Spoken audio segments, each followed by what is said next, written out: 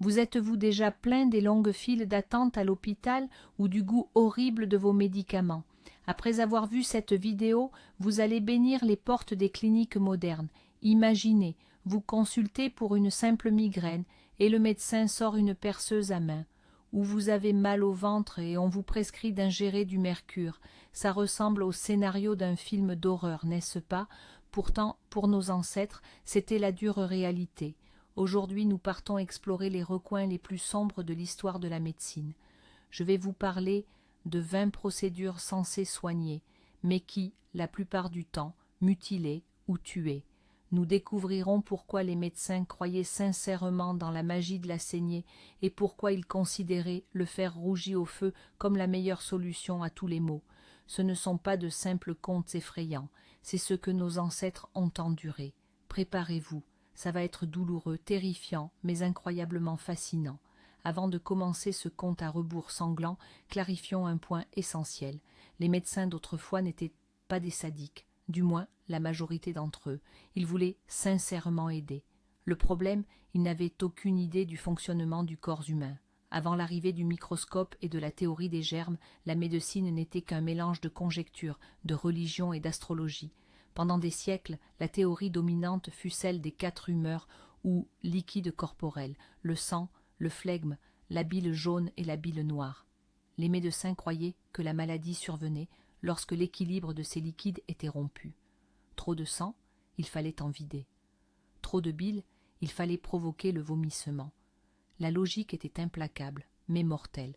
Les instruments n'étaient jamais stérilisés et l'anesthésie n'existait tout simplement pas. Le patient était maintenu par une demi-douzaine de solides gaillards, tandis que le chirurgien travaillait à la vitesse de l'éclair.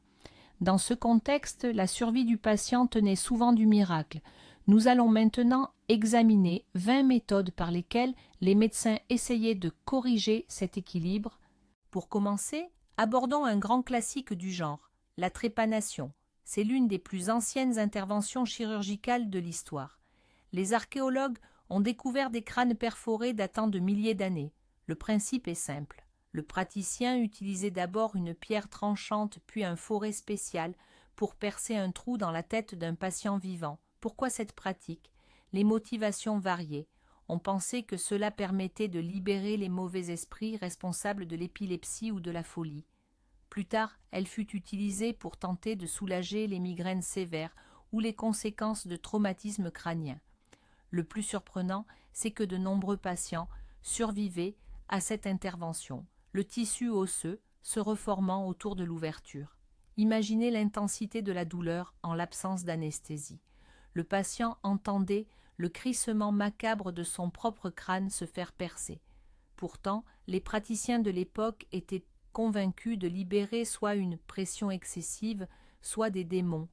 Aujourd'hui, la trépanation n'est pratiquée que par les neurochirurgiens et seulement en dernier recours pour sauver une vie. Hier, c'était un simple remède contre le mal de tête. Le deuxième point sur notre liste, c'est la saignée. Ce fut sans doute la procédure médicale la plus populaire pendant près de 2000 ans. Vous aviez de la fièvre? On vous saignait. Une pneumonie? On vous saignait. Une jambe cassée? On vous saignait aussi, tant qu'à faire. Les médecins croyaient que le sang stagnait et s'altérait. Pour ce faire, ils utilisaient des couteaux, des lancettes et bien sûr des sangsues. Au XIXe siècle, l'Europe était littéralement obsédée par les sangsues. Elles étaient importées par millions. Il arrivait qu'on retire au patient des litres de sang, le poussant jusqu'à l'évanouissement. On pensait alors que l'évanouissement était le signe que la maladie reculait. En réalité, le corps s'éteignait simplement à cause de l'épuisement. L'ironie veut que la saignée ait coûté la vie à George Washington. Les médecins essayaient de le guérir d'une infection de la gorge et lui ont retiré près de la moitié de son sang en une seule journée. Le grand président est mort non pas de sa maladie, mais de son traitement. Abordons maintenant un sujet un peu plus chimique, le mercure. Aujourd'hui, nous savons que c'est un poison mortel. Il suffit de briser un thermomètre pour que nous paniquions immédiatement. Pourtant, il y a quelques siècles, le mercure était le principal remède contre la syphilis. La maladie était terrifiante et défigurante, si bien que les méthodes de traitement étaient souvent aussi radicales. On frictionnait les patients avec des onguents mercuriels, on les forçait à inhaler les vapeurs de mercure et on leur faisait même ingérer certains de ces composés. Un dicton de l'époque illustrait parfaitement cette situation. Une nuit avec Vénus, toute une vie avec Mercure. Mercure désignant ici l'élément chimique. L'effet était absolument dévastateur. Les patients perdaient leurs dents, leurs cheveux, leurs reins cessaient de fonctionner et la démence s'installait. C'est d'ailleurs cet empoisonnement au mercure, utilisé pour le traitement du feutre, qui a inspiré le célèbre Chapelier fou d'Alice au pays des merveilles. Les gens pourrissaient littéralement vivants. Pourtant, les médecins de l'époque pensaient que l'hypersalivation provoquée par le mercure était la preuve que la maladie était en train d'être évacuée du corps. Allons-y. 4e point de notre liste. Le lavement au tabac. Oui, je vous assure, vous avez bien entendu. Au XVIIIe siècle, les médecins ont décidé que la fumée de tabac avait des propriétés vivifiantes. Ils ont donc créé des soufflets spéciaux destinés à insuffler la fumée de tabac directement dans le rectum. Cette technique était particulièrement utilisée pour réanimer les personnes noyées. La logique derrière cela était étrange. On pensait que la chaleur et la stimulation apportées par la fumée relanceraient la respiration. Le long de la Tamise, à Londres, des kits de lavement au tabac étaient même suspendus, un peu comme nos défibrillateurs actuels. C'était considéré comme une technique de réanimation de pointe. Bien sûr, ça ne fonctionnait pas. Pire encore, la nicotine est un poison, et une telle dose pouvait facilement achever une personne déjà dans un état critique.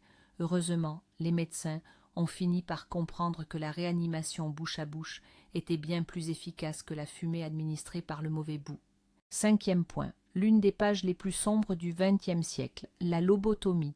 Cette intervention a été mise au point par le médecin portugais Egas Moniz, qui a d'ailleurs reçu le prix Nobel pour sa découverte.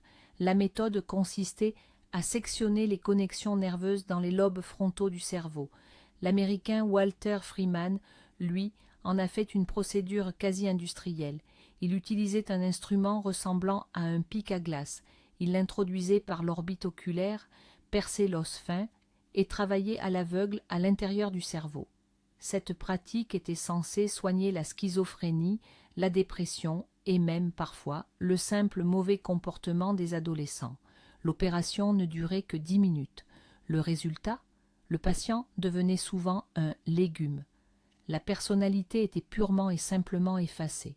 Les patients gagnaient en obéissance, restaient silencieux, mais étaient totalement vidés de toute substance. Des milliers de vies ont été brisées avant que le monde ne reconnaisse finalement cette pratique comme un acte de pure barbarie. La 6e méthode de traitement, on dirait un scénario tout droit sorti d'un film d'Indiana Jones. Le remède à base de momies. Dès le XIIe siècle, en Europe, il y avait une demande absolument démentielle pour les momies égyptiennes. On les réduisait en poudre pour les vendre ensuite dans les pharmacies.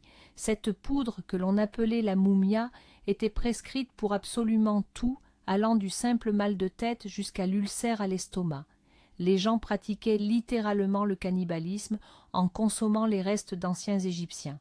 La demande était si forte que les marchands commencèrent à contrefaire les momies, utilisant les corps de vagabonds fraîchement décédés ou de criminels exécutés. Ils les faisaient sécher au soleil et les vendaient comme d'antiques reliques. Les riches aristocrates ingéraient cette poudre mélangée à du vin, croyant fermement en une mystérieuse force vitale.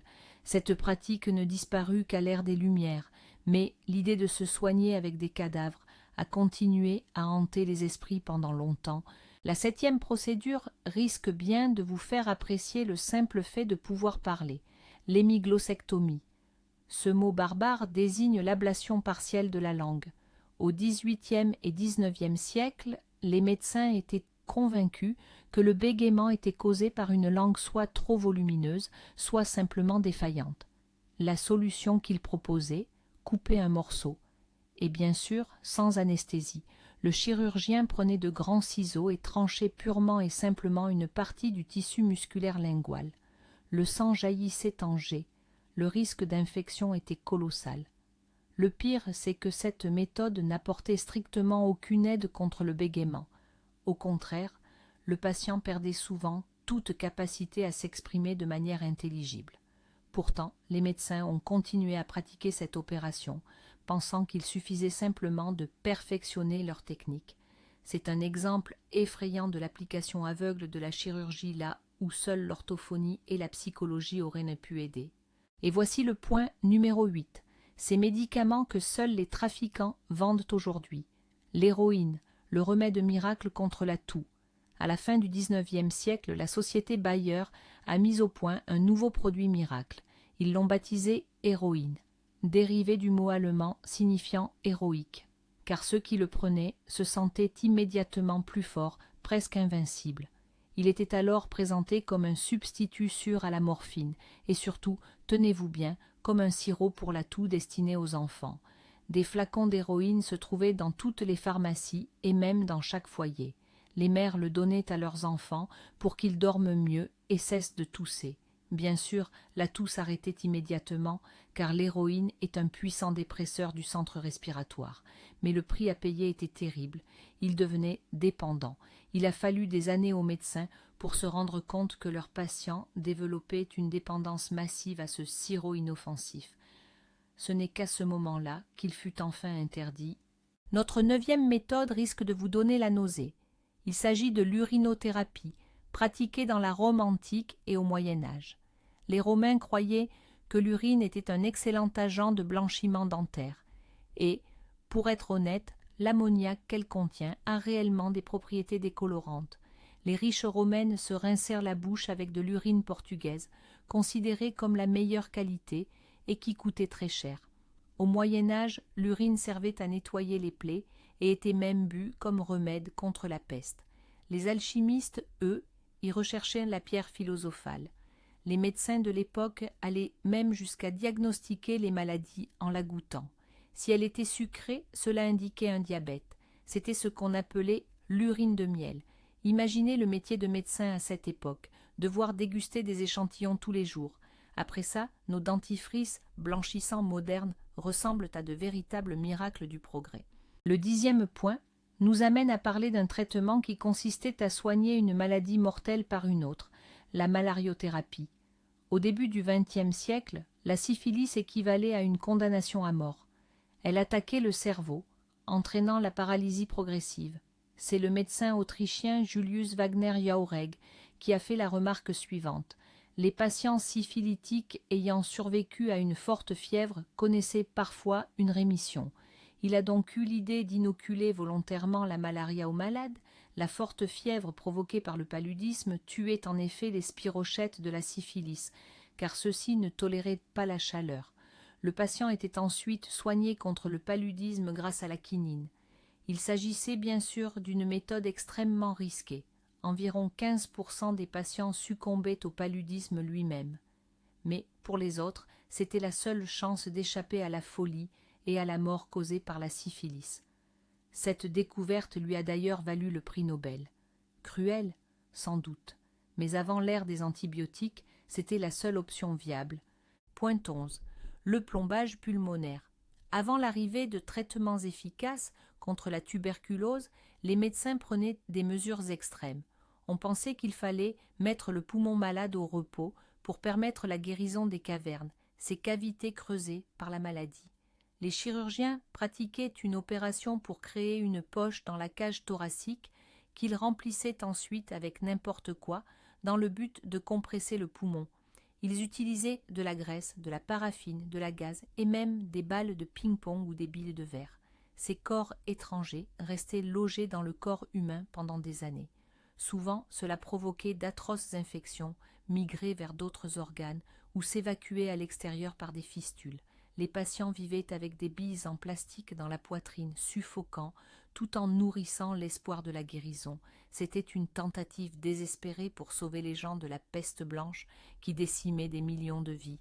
La 12e méthode nous vient directement des tableaux de Bosch, l'extraction de la pierre de folie. Au Moyen Âge, les charlatans et les chirurgiens ambulants persuadèrent les gens que leur folie, leur dépression ou même leur simple stupidité étaient causées par une pierre logée dans leur crâne. L'opération se déroulait généralement sur la place publique. Le chirurgien faisait une incision sur le front du patient et, par un tour de passe-passe, extrayait une petite pierre qu'il avait cachée à l'avance. La foule exultait et le patient, la tête bandée et ensanglantée, était convaincu qu'il allait désormais retrouver la raison. Bien sûr, il n'y avait aucune pierre dans le cerveau. Ce n'était qu'une pure escroquerie et un effet placebo, doublé du risque de mourir d'une infection sanguine. Pourtant, les gens payaient cher pour cela, espérant une solution simple à leurs problèmes complexes. Le 13e point, c'est la cautérisation. Si vous aviez une plaie qu'il fallait cautériser, arrêter l'hémorragie, ou si vous souffriez d'hémorroïdes, on préparait le fer. Un morceau de métal rougi à blanc était appliqué directement sur la chair vive. Le sang coagulait instantanément, les vaisseaux étaient scellés, mais la douleur était atroce, infernale. Il arrivait souvent que les patients succombent au choc lié à la douleur. Les médecins utilisaient également cette méthode pour traiter les maladies mentales en appliquant le fer sur la nuque ou à l'arrière du crâne afin de réveiller le cerveau.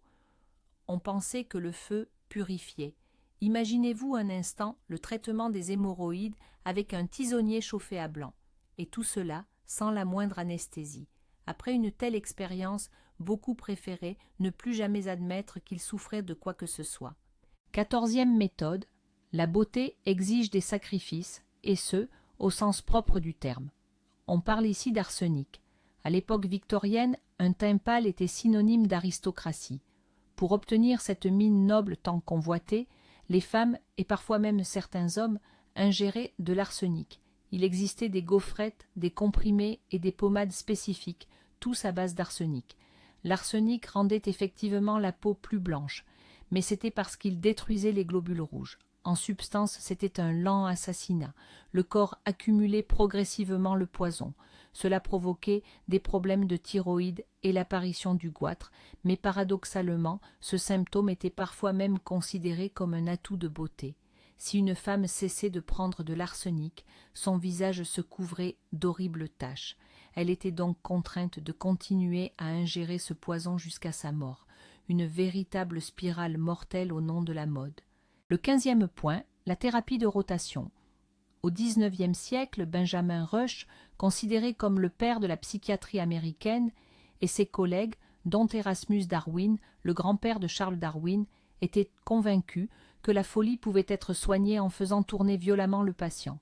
Le malade était installé sur une chaise spéciale, soit suspendu au plafond, soit monté sur un pivot, et on le faisait tourner à une vitesse pouvant atteindre 100 tours par minute. Le patient souffrait alors de nausées violentes, perdait connaissance et saignait souvent du nez et des oreilles. Les médecins croyaient que la force centrifuge permettrait de disperser la stagnation du sang dans le cerveau. En réalité, il s'agissait d'une pure torture dont le seul effet était de rendre les malheureux patients dociles par la terreur et l'épuisement. Ces fauteuils rotatifs furent utilisés dans les asiles psychiatriques pendant des décennies. La 16e méthode était très populaire il y a seulement 100 ans, l'eau radioactive. Quand Marie Curie a découvert le radium, le monde entier a perdu la tête. Les gens croyaient sincèrement que la radioactivité était de l'énergie pure. Dans les pharmacies, on vendait de l'eau au radium, du dentifrice au radium, du chocolat et même des préservatifs à l'uranium. Le cas le plus tristement célèbre fut celui du millionnaire Eben Byers.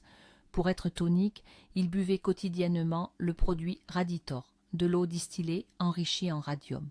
Au début, il se sentait en pleine forme. Puis, ses dents ont commencé à tomber, et finalement, il a perdu sa mâchoire inférieure, qui s'est tout simplement désintégrée. Il est mort d'une agonie terrible, et il a dû être enterré dans un cercueil en plomb.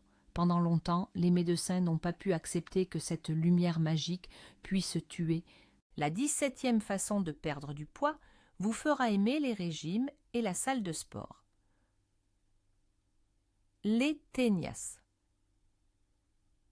Au début du XXe siècle, on trouvait dans les journaux des publicités pour des pilules contenant des œufs de ténia bovin. Les gros titres annonçaient « Mangez ce que vous voulez et perdez du poids ». La femme avalait la capsule.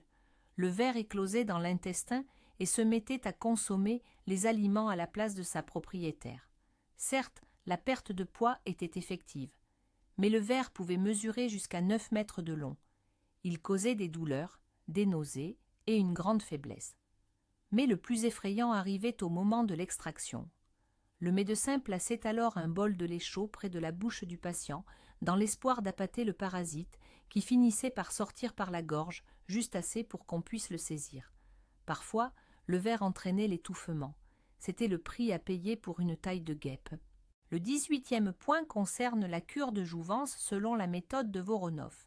Dans les années 1920, le chirurgien Serge Voronov promettait aux hommes jeunesse éternelle et virilité. Sa méthode ? La greffe de tissu testiculaire de singe sur l'homme. Des vieillards fortunés du monde entier faisaient la queue pour en bénéficier. Voronov a même créé son propre élevage de singes. Il incisait le scrotum du patient et y implantait des fragments de tissu de chimpanzé ou de babouin. L'effet était éphémère et ne reposait que sur l'autosuggestion. En revanche, les conséquences réelles étaient dramatiques. Rejet des greffons, infections graves et, selon une théorie largement répandue, c'est ainsi que le VIH aurait pu se transmettre des singes à l'homme. Quoi qu'il en soit, Voronov est devenu millionnaire en vendant ce rêve de jeunesse éternelle. La 19e méthode était réservée aux plus jeunes victimes, l'incision des gencives. Jusqu'au début du XXe siècle, la simple poussée dentaire était considérée comme une maladie potentiellement mortelle. Les médecins rendaient les dents responsables de la diarrhée, des fièvres et des convulsions chez les nourrissons. Pour aider la dent à percer, les médecins saisissaient un lancette et incisaient la gencive du bébé, parfois jusqu'à l'os, et ce, sans aucune anesthésie. Évidemment, les plaies ouvertes s'infectaient. D'innombrables bébés succombaient à la septicémie à cause de cette prétendue assistance. La mortalité infantile de cette époque était déjà effroyable, et les médecins, armés de leurs instruments souillés, y apportaient une contribution non négligeable, persuadés qu'ils sauvaient des vies. Pour conclure, passons au 20e point. Le traitement de l'utérus vagabond.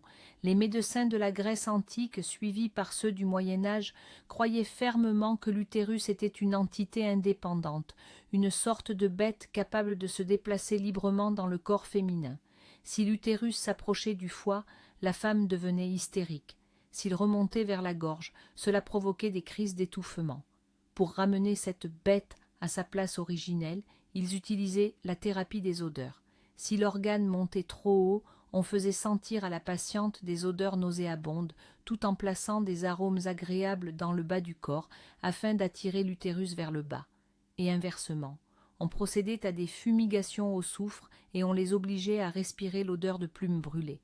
Cela peut sembler risible aujourd'hui, mais ce diagnostic d'hystérie a été posé pendant des siècles, ignorant de réelles pathologies, avec pour seul traitement ces fameuses odeurs agréables appliquées au bon endroit. Alors, avez-vous encore peur de la piqûre moderne ? L'histoire de la médecine est un parcours semé d'essais et d'erreurs, malheureusement jonché de victimes.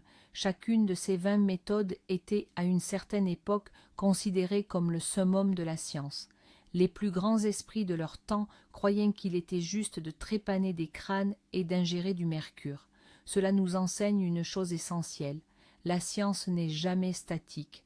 Ce qui nous semble normal aujourd'hui pourrait, dans 100 ans, provoquer la même horreur chez nos descendants. Peut-être que la chimiothérapie elle-même leur semblera barbare. Mais, heureusement, nous vivons ici et maintenant, à une époque où nous bénéficions de l'anesthésie, des antibiotiques et de la médecine basée sur les preuves. Merci beaucoup d'avoir regardé jusqu'à la fin cette liste macabre. Si cela vous a intéressé, n'oubliez pas de mettre un like et de vous abonner à la chaîne. De nombreuses autres histoires arrivent bientôt. Et maintenant, une question pour vous. Quelle est la procédure qui vous a le plus choqué ? Dites-moi en commentaire à quelle pratique vous refuseriez absolument de vous soumettre, même sous la menace de mort. À très vite pour une nouvelle vidéo.